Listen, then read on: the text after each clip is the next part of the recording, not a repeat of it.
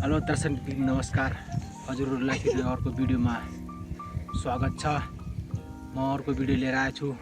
नेपाली खाम भाषा बोल्ने कि आपसमा कसरी बोलिन्छ, दिन प्रतिदिन जो कुरा गरिन्छ त्यसको बारेमा आज कुरा गर्नेछौँ।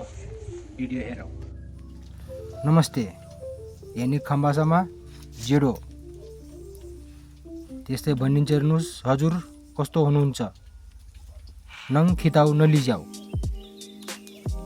म ठिक छु, गा ठिक गालिजे, यहाँ आऊ, ऐदा हुन्के, क्या गर्नु हुनुहुन्छ, कता नजिजाऊ, खाना खानु काङ आज्योजे, आज कहाँ जाने हो, आछिम कतांग बाने, आज बजार जाने, आछिम बजार बाने भे, आज क्या किन्ने हो,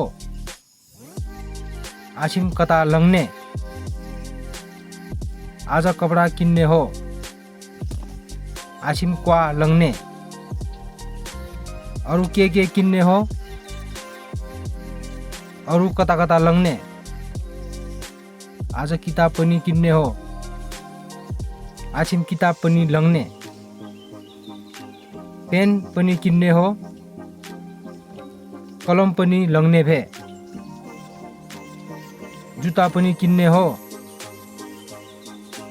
पनै पनि लंगने भे, आबो घर जाम, आबो जिम्दा बाने, ल भोलि भेटुम्ला, देखि आबो पराती गेदैसिया। नमस्ते जेडो। तपाईहरुलाई कस्तो लाग्यो भिडियो? लाइक गरिदिनु होला, शेयर गरिदिनु होला, कमेन्ट गरिदिनु होला। भिडियो राम्रो लागेकोमा म तपाईहरुलाई यस्तै जानकारीमूलक भिडियो लिएर आउने छु। अर्को भिडियो मिलौँला। नमस्कार जेडो।